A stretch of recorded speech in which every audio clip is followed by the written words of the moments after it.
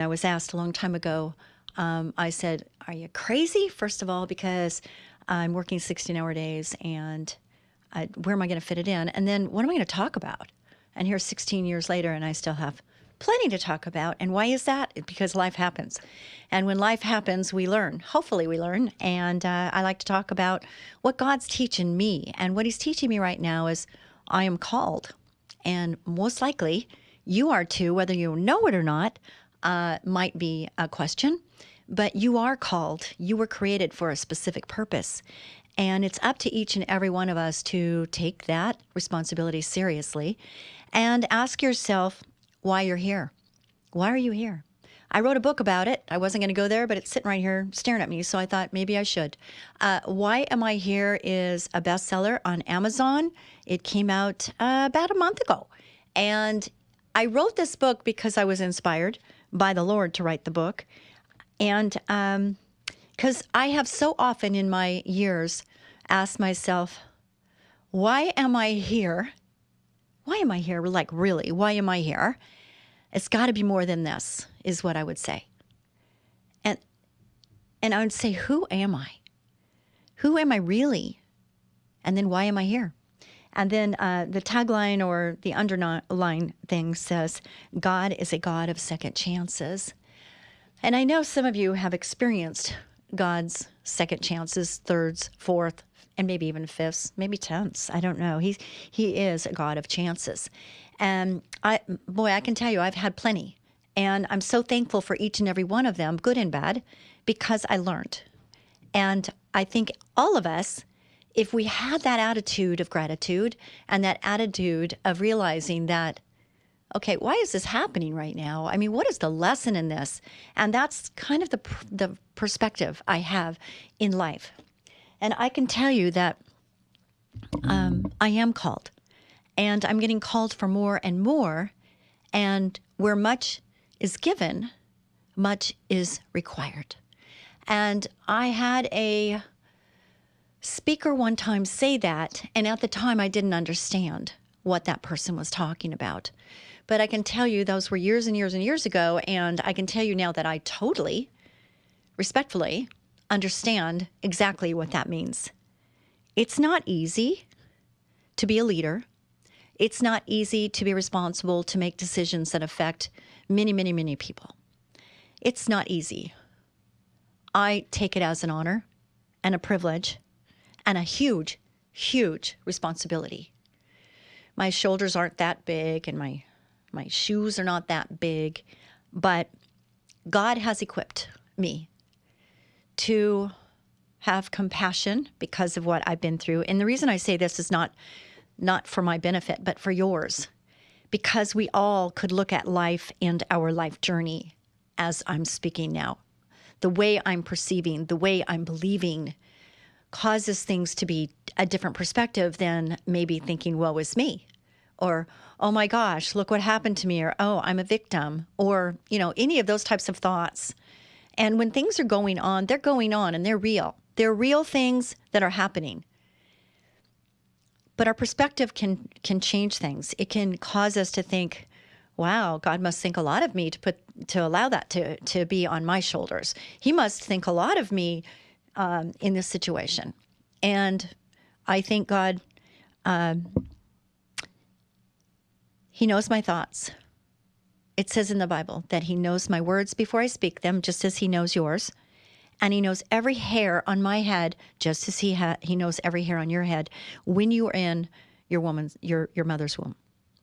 So, all that being said, today is talking about that, and I'm flipping around in my books that I like to refer to, and I've got some favorites. And this is one of them, Jesus Calling, Enjoying Peace in His Presence by Sarah Young. Sarah Young has gone to be with the Lord. And side note, a really good friend that I've talked about very often on this show that is instrumental to me being on this show actually went to be with the Lord recently. And I have to tell you, at the time I was notified, we kind of had suspicion or expectation that it was going to go this way, even though we were praying for complete healing and, if it's God's will and, he does do miracles, But in this case, I think God just wanted him next to him. And I'm so thankful. His name is Craig, and I've referred to him often. He's been on my show, and he was instrumental, and he would drive me to the show when I would be on. He would come pick me up, and he would drive me so I could do other things, or we would just catch up. We would catch up on what's going on in both of our lives, and I'm going to miss him because he was and is a very special person, a man of integrity, a godly man, and I learned a lot from him. And coming to the studio today is the first time that I've come to the studio where I just know that he's with me here at the studio. He's with me here. He's obviously looking over, and he's watching his family, of course, and I can just see him up there, and he's so happy, and he has no pain. It's always hardest for those that are left behind. And for his family, the last days were very, very special. And not everybody gets that opportunity to have that special time together. And I'm so grateful and thankful that they did and that he did. So I just had to give a moment to applaud my friend and thank him and his family and God for putting him in my life, allowing him to be in my life, and just what he brought to the relationship. And he was a very special person. So in thinking about and praying about what God wanted to speak about today, God's call, and I have this overwhelming, strong pull towards he's got something very big for me to do. And we can't do it on our own. It's not us doing it. It's God doing it through us. And, how dare me say no? How dare me say I can't? How dare me second guess God's decision? And that's for you too. There's probably something that is gnawing away at your brain and your thought process, and something that God has put a passion in your life for, and you're hesitating, you're thinking too much. You need to get out of your head and lead with compassion and just have faith and take that leap and do what God is calling you to do. And it's something you're good at. It's something you're good at. See, that's the thing, is he equips us to the level he needs us equipped at the moment he needs us equipped. And he'll give us special gifts. He'll do whatever he needs to do in order to make what he has prepared for us to do, to allow us to be able to be successful at it. And sometimes it's a process. Sometimes we don't succeed right away. And he's pruning us. He's gleaming. He's improving his product by experiential learning.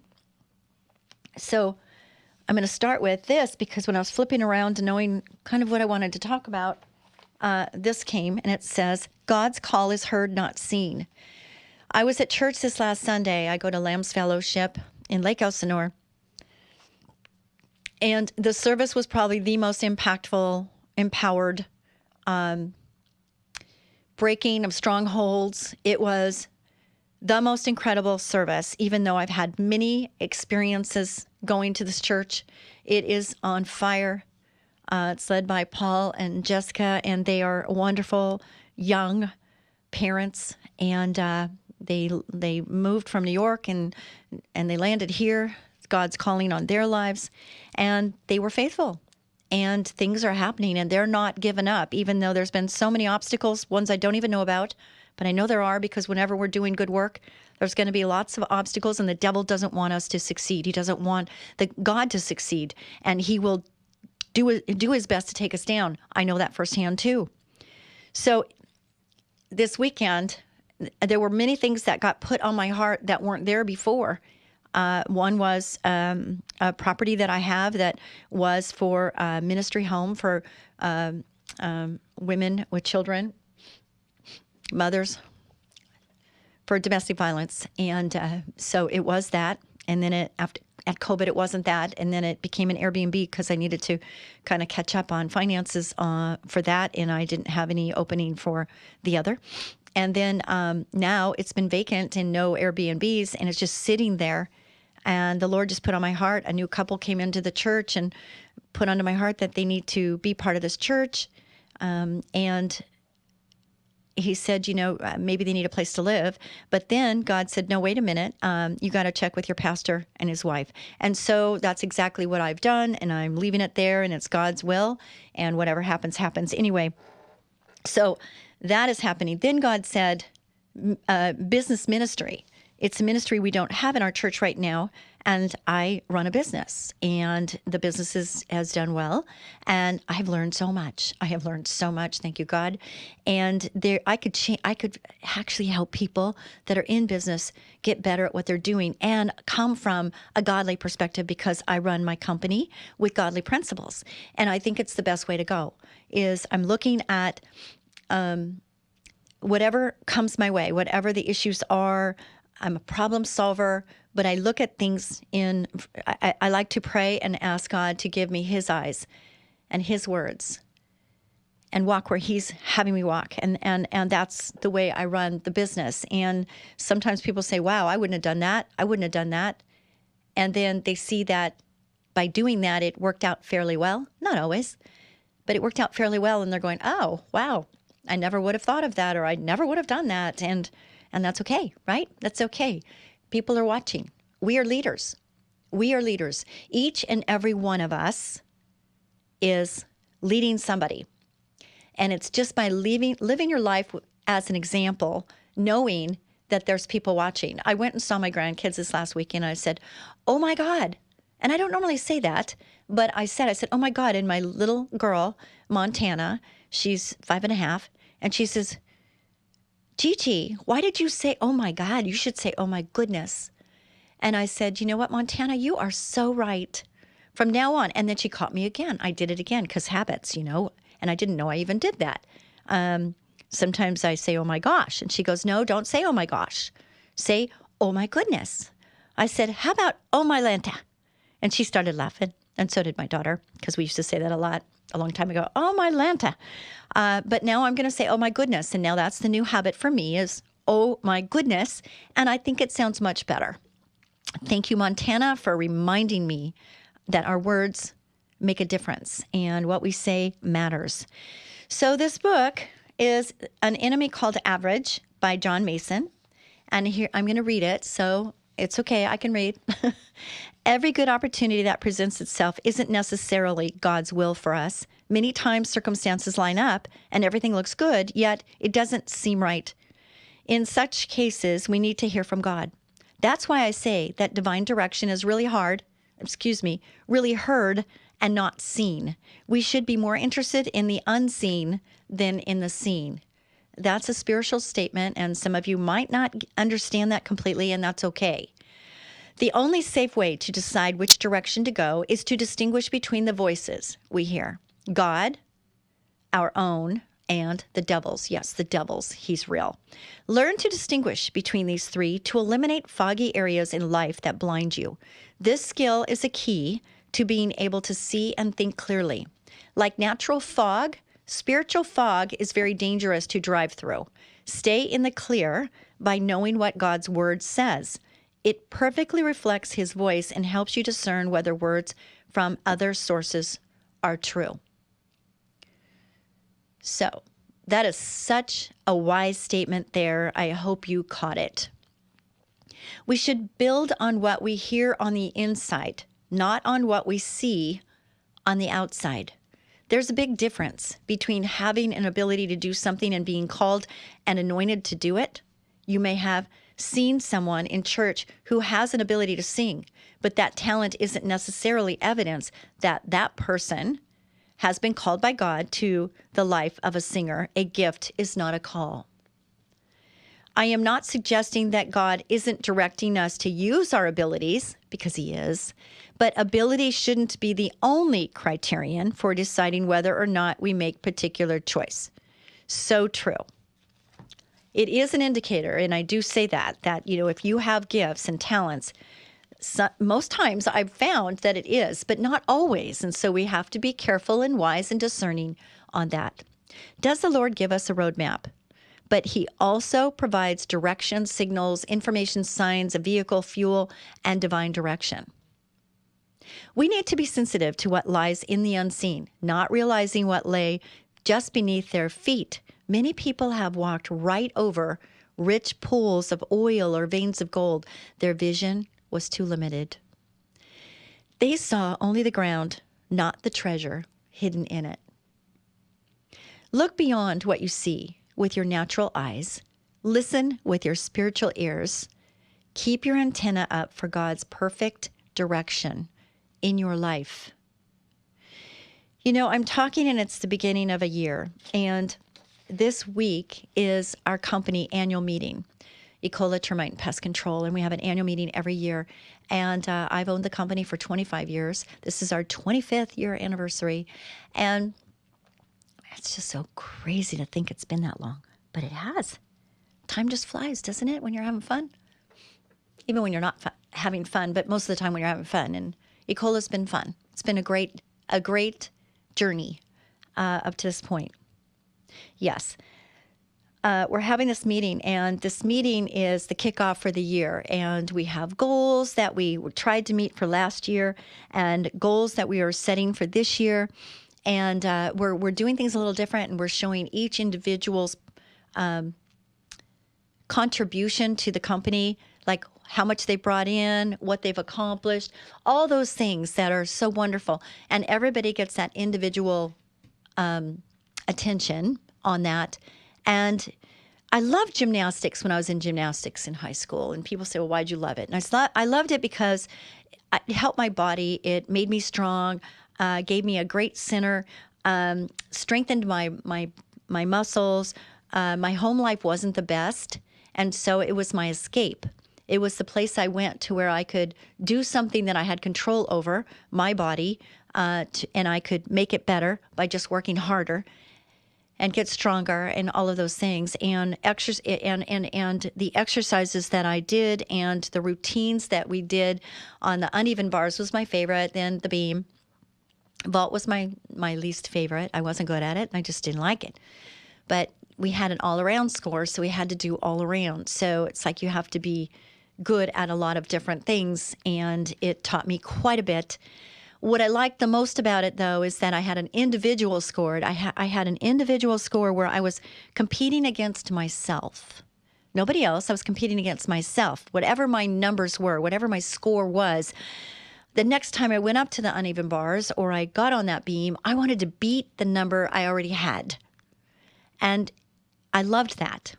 And not only did I love that, but when I did well and my numbers were good, my score was good, it was up there in the 8s or 9s, I loved that my score contributed to the overall score for our entire team.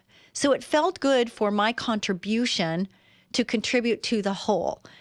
And companies are like that. You know, it's like I didn't think about it till actually right now, is that everybody that is working in an organization, they have their individual score. What do they bring to the table? What do they do to contribute? What are they producing? What are the results that are working out?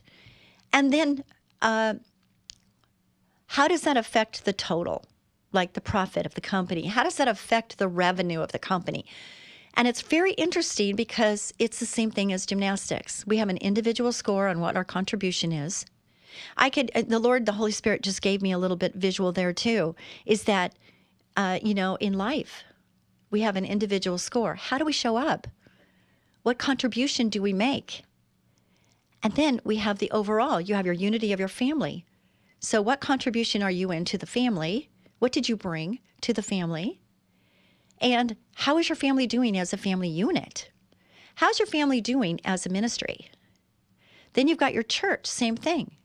How people show up for church. How much are they compassionate? How much do they contribute their time, their money, and invest into the health and wealth of their church?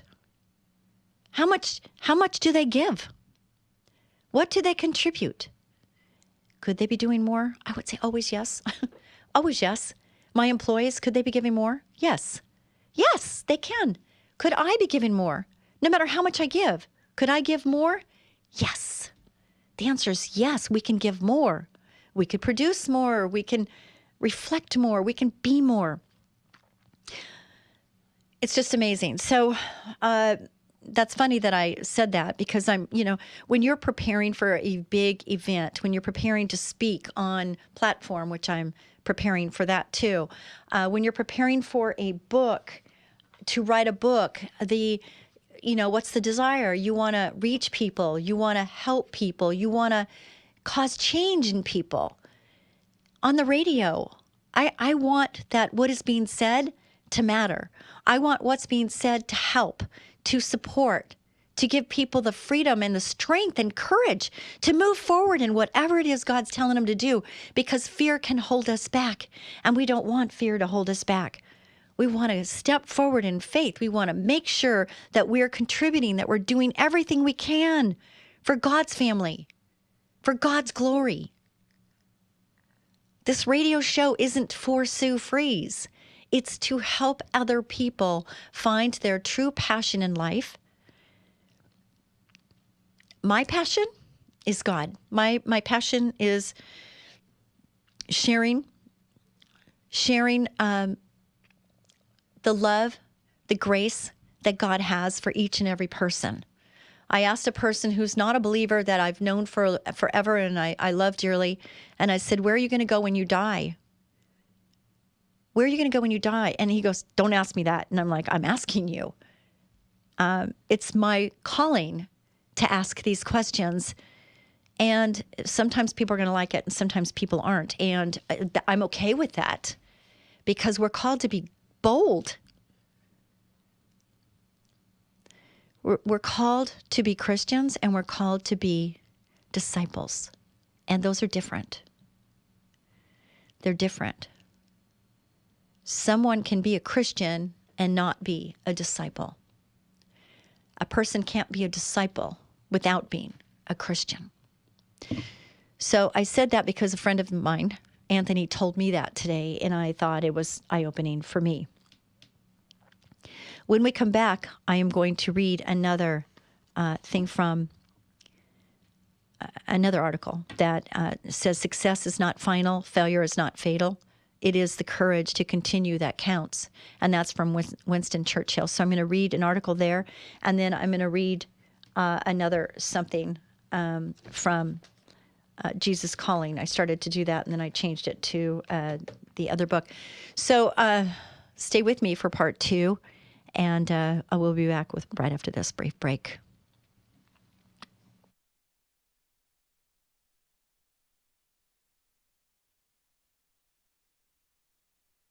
We know where to look, what to use, and when to act. Through environmental stewardship and advocacy, Termite and Pest Control protect people, homes, and businesses. We know pests and what solutions are strong enough to control pest infestations. We know what to use, with the latest options plus alternatives to eliminate pests while protecting valuable property. We know it's more than eradicating pests. It's balancing effectiveness with environmental responsibility.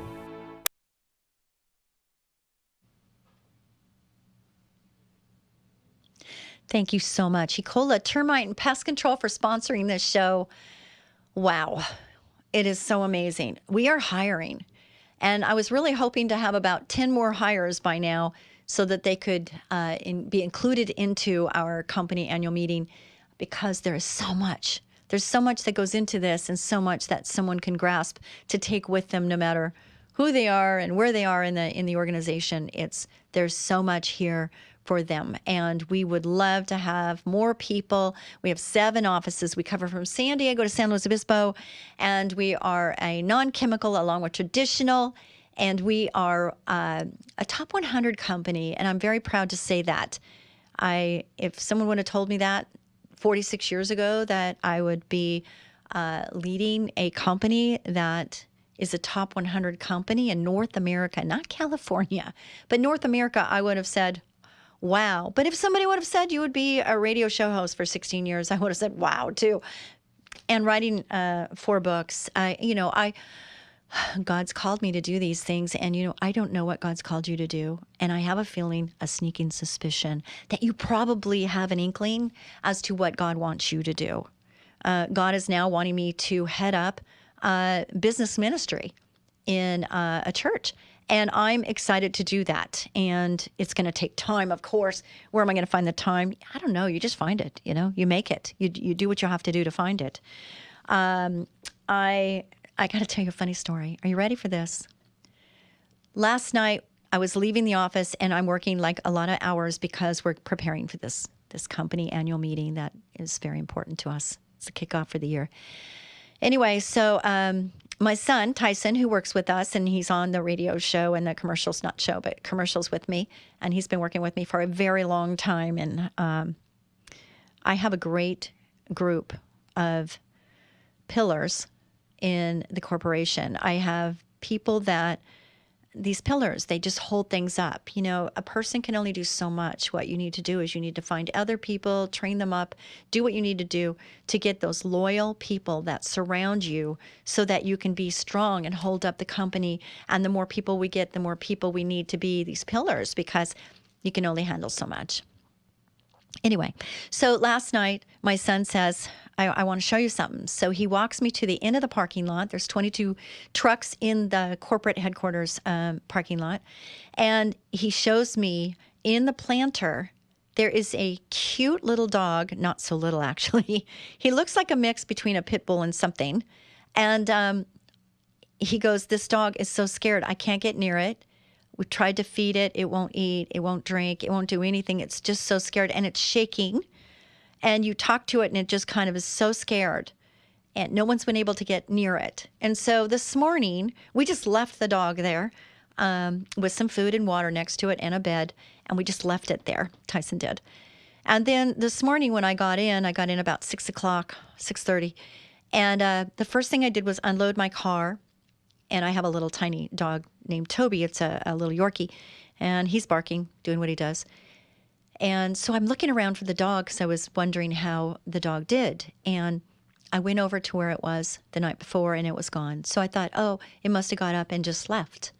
We didn't tie it up. We didn't do anything because we couldn't get near it. Not that we would do that anyway. And so another worker came over to me, I can't remember who that was, and said, oh, we found the dog. And one of the guys can't get his truck out of the parking lot because the dog is under the truck. And I went, oh my goodness. And so I went over there, and I just got down on my knees, and I talked to the dog like I do my dog, kind of go up a couple octaves. I don't know why that is, but, come here, baby, that type of thing. And he actually got up and walked to me, and nobody could believe that he did that. And they said, oh my gosh, he knows how special you are. I'm like, no, I think I'm just a female voice. And I have a feeling that a male has really tortured this dog. It had to be a guy because he doesn't want anything to do with any guy. And so I'm glad that I was able to get him to move towards me. And then Tyson went and got a collar, and we put a collar on him. And then I put a leash on him, but he would not budge. And this dog is pretty hefty dog. And I'm not used to hefty or bigger dogs. I'm used to 5-pounders. So eventually with time, we coerced him to get up on his feet and walk towards me even more to get him out of the truck's way so we could get that truck out of the parking lot to go to work. So then Mark, another employee, said, I'm going to try to pick him up. And I said, I'm going to hold his face. So if he's going to try to bite you, I'm going to prevent that. But just know that if I say, put him down, just put him down really fast, because I don't want you to get bit. I don't want me to get bit. And we don't know this dog. We don't know what's the deal. And so he just calmly picked him up, and the dog's just looking around, shaking, shivering. And we brought him into my office and got a bed for him. And he laid down on the bed and didn't move. And I have to say now he's up. He's had 3 bowls of dog food. He's up and about. And it took maybe 3 hours, 3 to 4 hours of just laying next to me. And I talked to him. And then he got under my desk, and I'm petting him, and he just kept looking up at me. And he's just the sweetest big dog face that I'm not used to again. But I'm just kind of fallen in love. What can I say? So who knows what the future brings? I do not need another dog. I don't. I have enough with my one little 5-pounder, but it just might be that this dog found me. And Jojo, one of my guys, has been with me for many, many years. said, Sue, I believe God brought that dog here. And I believe that you're supposed to have this dog, and there's a reason for it. And this dog, I don't know.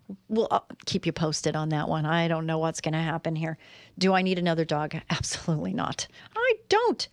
Okay, so I want to read this, and then I'm going to get into the leaders article that I have, and I don't know how much time I've taken up, so I hope I've got enough to do this. But I'm going to read from this, Jesus Calling, from Sarah Young, and it's interesting what it says for today. Are you ready? Try to view each day as an adventure, carefully planned out by your guide. Instead of staring into the day that is ahead of you, attempting to program it according to your will, be attentive to me and to all I have prepared for you. So I think that he prepared that I'm going to meet a dog today. Now, it wasn't in my plan, but I'm open.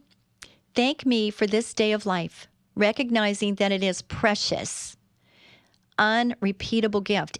It's unrepeatable. Every day we live is a day. It's like no other.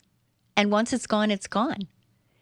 If you think about things like that, does it change your intentions? Does it change how you think about this day? Instead of wasting it, make this day count. Would you do that? Do that for yourself and do it in gratitude. Do it with a thankful heart. Look for the good, not the bad. The bad's there. There's no doubt there's bad. But look for the good. It'll change everything with you. I'm telling you, it will. It'll change everything within you if you look and just remember and look for the good and give people thanks. Just tell people thank you. Daniel is the best at this, and he has taught me so many things. But what he's taught me is he says to me every day, I don't even know if he's doing it on purpose or if he realizes he's doing it every day, but he will call me every day and he will say, Sue, I appreciate you so much. I appreciate you. And I'm like, okay, I appreciate you too. And I get off the phone and it's like it did a little something in my heart. It did a little something in my heart. Can't explain, but words do matter. Actions speak louder than words always, but words matter. And our words should be affirming. Our words should be positive. Tyson said, don't say should. Our words need to be positive. Our words need to be affirming. We need to be looking for the good in people and telling them thank you. Thank me for this day of life, recognizing that it is precious. Trust that I am with you each moment, whether you sense my presence or not. A thankful, trusting attitude helps you see events in your life from my perspective. I do believe God brought that dog. I'm just saying. A life lived close to me will never be dull or predictable. I like that. Expect each day to contain surprises. Okay, I used to say I only like surprises in little boxes, but I'm going to say no. I'm going to change that. Resist your tendency to search for the easiest route through the day. Be willing to follow wherever I lead. No matter how steep or treacherous the path before you, the safest place to be is by my side. This is Jesus talking to you. So here's a couple scriptures. Are you ready? I'll give you the address. Psalm 118:24, in case you want to look that up. This is the day that the Lord has made. Let us rejoice and be glad in it. That's a song. That's a song. And let us rejoice in it and be glad. The other one is 1 Peter 2:21. To this you were called. You were called. Remember that. Called because Christ suffered for you, leaving you an example that you should follow in his steps. So good. So good. Church on Sunday, there was a song that kept coming to my head, and they kept saying the words, but they didn't sing the song. And I was thinking how wonderful it would have been if they would have sang the song, yes, Lord, yes, yes, Lord. I just think that song would have been so good in that moment. So in my mind, I was singing that song to myself, and I just thought it was great because our Lord is a yes, Lord. So here's the article that I found, and I just thought, I'm going to share that because I think it's so good. Positive thought from Daily Good News, it's something that I follow. And it says, success is not final. Failure is not fatal. It is the courage to continue that counts. As a business person, I can tell you that's absolutely true because success isn't final and failure is not fatal. Failure is room for growth. It's an opportunity to get better and to learn. And success, you can't just get complacent in success because it comes and it goes. And everybody loves somebody that's on top. But not always does that person stay on top. There's got to be, there's got to be a low to be a high. There's got to be rain to have the sun come out and have a rainbow. It's like there's lows and there's highs in life. And we appreciate the highs because we have the lows. Think about it like that. And it's true. So if you've never made a bad decision as a leader, you're not pushing yourself hard enough. Leadership is not a path of perfection. It's a journey of courage, learning, and resilience. Mistakes are not signs of weakness. They are the unavoidable marks of action. Nothing happens without motion. Remember that. That's something I've learned. Every great leader you admire has stood in the fire of regret, felt the weight of a wrong call, and chosen to rise wiser on the other side. Can I just tell you that's me? Okay, I have stood in the fire of regret. I don't stay there long, though. I am my world's biggest critic. I'm the hardest on myself. I don't expect more from others than I'm willing to give myself. But I have to tell you, I'm pretty hard on myself. Ask anybody that knows me.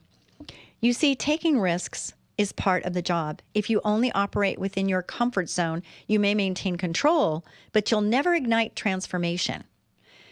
Playing it safe keeps you stagnant. It's only when you stretch, step into the unknown, and sometimes stumble that real leadership is forged. So don't fear bad decisions. Fear not growing.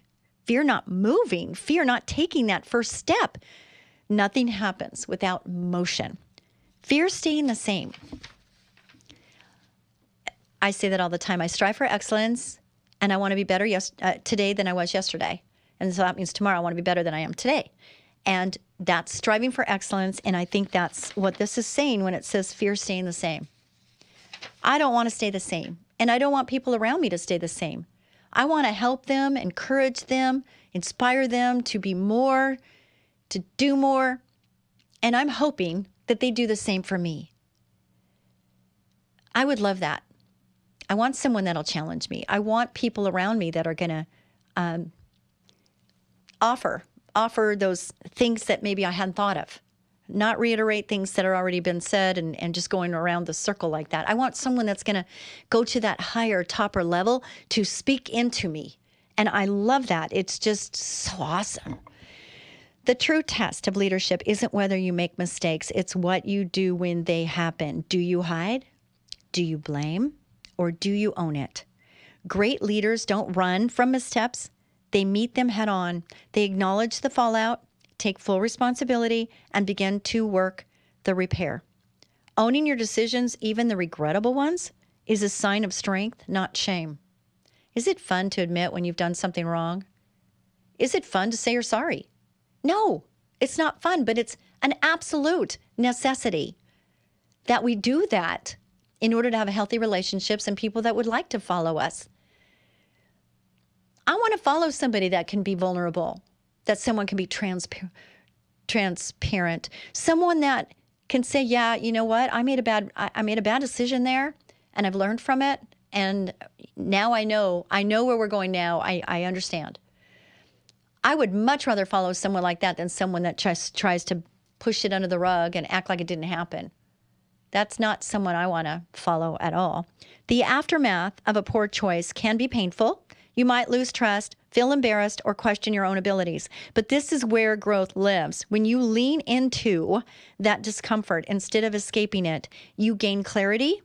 You begin to see the cracks in your decision-making, the blind spots in your process, and the assumptions that led you astray. And with that awareness comes power, the power to do better. The leaders who evolve are the ones who extract the lesson. What's the lesson in this, God? What's the lesson in this? They ask the hard questions. What did I miss? What can I change? Who can I consult next time? And most importantly, how can I ensure I never, ever repeat this mistake again? Isn't that the worst when you do something and you go, oh my gosh, I did it again. Oh my gosh. Oh my goodness. Yes, Montana, I heard you. They build systems around their scars. They transform failure into strategy. Mistakes become mentors, and suddenly nothing is wasted. So if you're sitting with the weight of a regret, is that you? Let me tell you this. You're in good company. We've all been there. But don't let one misstep define your leadership. Use it. Build with it. Let it sharpen your instincts and deepen your empathy. The leaders people follow most are not the ones who never fall, but the ones who rise more grounded, more humble, and more determined each time. I agree with that. I'm thinking about that, and I'm like, yep, it's true. People that I've wanted to lead and follow are the people that are those people. It's not that they get it right every time. It's those that learn from it, move on. It's good. It's beautiful. It's freeing, isn't it? For those leaders that are listening right now. And listen, everyone out there has somebody following, somebody watching. So I would say that anybody listening is a leader of someone. You are not meant to lead perfectly. You are meant to lead bravely. That means embracing risk, taking responsibility, and most of all, growing, no matter what. So step forward boldly. That's right. Step forward boldly. Learn fearlessly. And remember, the regrets you carry today could become the wisdom you lead with tomorrow. It's like I say this when I'm speaking. I'll say God makes messages out of our messes. And he does, doesn't he? And I didn't come up with that. That's not mine. But I love that message. And using your story can help many people that feel like they're all alone and that they're the only ones experience this, and they're not. And I have to tell you, as a young mother, when I went to mommy, let's see, what is it? Something mommy. I can't think of it right now. Anyway, I would go in there and mommies would talk, and they would be talking about, potty training or this or that or whatever, Santa Claus. And I realized that sitting in the room, here I am thinking my motherhood is, I'm so isolated, I'm so alone, and I'm probably the only one that's going through this. I'm the only one that has a child that wet the bed. I'm the only one that, and then you get in there and all the moms are going, oh my gosh, if you only heard let me tell you what happened last night. And it's so funny because we would all laugh afterwards because we went, oh, you too? Oh, wow. Look at that. And that's so true in the business world too. There's a lot of times we think, it is lonely when you're up there and you're trying to make the decisions and you have all the responsibility of all these people and their families too.